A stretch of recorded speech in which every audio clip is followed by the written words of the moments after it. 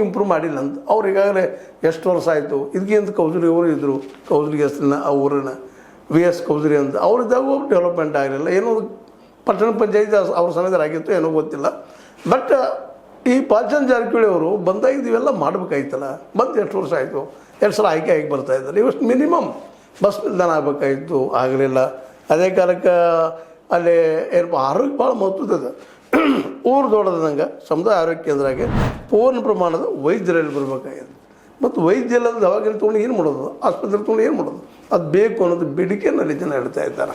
ಅದು ಇಲ್ಲ ಅನ್ನೋದನ್ನು ಭಾಳ ನೋವಿನಿಂದ ಹೇಳಬೇಕಾಗಿದೆ. ಮತ್ತು ಅಲ್ಲಿ ಜನರ ನೋವನ್ನು ನಮ್ಮ ಶಾಸಕರು ಅರ್ಥ ಮಾಡ್ಕೋಬೇಕಾಗಿದೆ. ಯಾಕಂದ್ರೆ ರೋಗ ಯಾರನ್ನು ಬಿಟ್ಟದ್ರಿ ಜಗತ್ತಿನೆಲ್ಲ ಎಲ್ಲರಿಗೂ ಬರುವಂಥದ್ದು ಆದೇಶ ಎಲ್ಲ ಅವರು ಒಂದು ದೊಡ್ಡ ಪ್ರಯತ್ನ ಮಾಡಿ ಸಮುದಾಯ ಕೇಂದ್ರ ಮಾಡಿ ಪೂರ್ಣ ಪ್ರಮಾಣದ ವೈದ್ಯರನ್ನಲ್ಲಿ ತಂದು ಅಳವಡಿಸುವಂಥ ಅಲ್ಲೇ ನೇಮಿಸುವಂಥ ಕೆಲಸ ಅದಕ್ಕೆ ಒತ್ತಡ ತರಬೇಕಾಗಿದೆ. ಸಾಕಷ್ಟು ಕೆಲಸ ಮಾಡಿದ್ದಾರೆ, ಈ ಕೆಲಸ ಆಗಲಿ ಅವರಿಂದ ಅಂತೇಳಿ. ಇನ್ನು ಅದ್ರ ಜೊತೆಗೆ ಪಟ್ಟಣ ಪಂಚಾಯತ್ ಅನ್ನೋದು ಪುರಸಭೆ ಮಾಡಿದ್ದಾರೆ, ದೊಡ್ಡದಾಗಲಿ ಬೇಡಿಕೆ ಇಟ್ಟಿದ್ದಾರೆ. ಅದಕ್ಕಿಂತಲೂ ಮುಖ್ಯವಾಗಿ ಇಲ್ಲಿ ನಾವು ನೋಡಬೇಕಾಗಿದ್ದೇನಪ್ಪ ಅಂದ್ರೆ ಪದವಿ ಕಾಲೇಜ್ ಮಂಜೂರು ಮಾಡೋದು ಬೇಕಾಗಿದ್ದಿಲ್ಲ. ಪದವಿ ಕಾಲೇಜು ಯಾಕೆ ಆಗಿಲ್ಲ ಇಲ್ಲಿವರೆಗೆ 10 ವರ್ಷದ ಬೇಡಿಕೆ ಇಡ್ತಾ ಇದ್ದಾರೆ ಅಲ್ಲಿ ಜನ ಅಂತೇಳಿ. ಅಲ್ಲಿ ಜನ ನಮ್ಮ ಕೋಲಿನ ತೋಟ ಆಗಲಿ ಇನ್ನುಳಿದಾದ್ರು ರಾಜು ಕಂಬಾರ ಅವರು ಆಯ್ತು ಇವರೆಲ್ಲರೂ ಇವತ್ತು ಹೇಳ್ತಾ ಇದ್ರು ಇಲ್ಲ ಈ ಕಡೆ 10 ವರ್ಷದಿಂದ ಬೇಡಿಕೆ ಇಡ್ತಾ ಇದ್ದೀವಿ, ಇನ್ನೂ ಆಗಿಲ್ಲ, ಅದು ಆಗಬೇಕು ನಮಗೆ, ನಿಜವಾಗಿಯೂ ಆಗಬೇಕಾಗಿತ್ತು.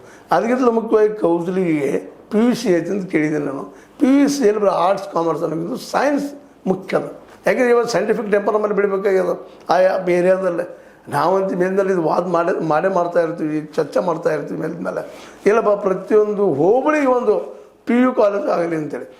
ಅದು PU ಕಾಲೇಜ್ ಮುಖ್ಯವಾಗಿ ಸೈನ್ಸಿಗೆ ಸಮಸ್ಯೆ, ಮೊದಲು ಸೈನ್ಸ್ ಆಮೇಲೆ ಉಳಿದು ಆರ್ಟ್ಸ್ ಕಾಮರ್ಸ್ ಆಗುವಂಥದ್ದು ಆಗಲಿ ಅಂತೇಳಿ. ಆ ದಿಶೆಯಲ್ಲಿ ಇಷ್ಟೊಂದು ಮಾಡಬೇಕಾಗಿತ್ತು. ಯಾಕಂದ್ರೆ ಬಾಲಚಂದ್ರ ಜಾರಕಿಹೊಳಿ ಅವರು ಪ್ರಗತಿಪರ ಚಿಂತಕರು ಅಂತೇಳಿ ಮತ್ತು ವಿಶೇಷವಾಗಿ ಜಾತ್ಯತೀತ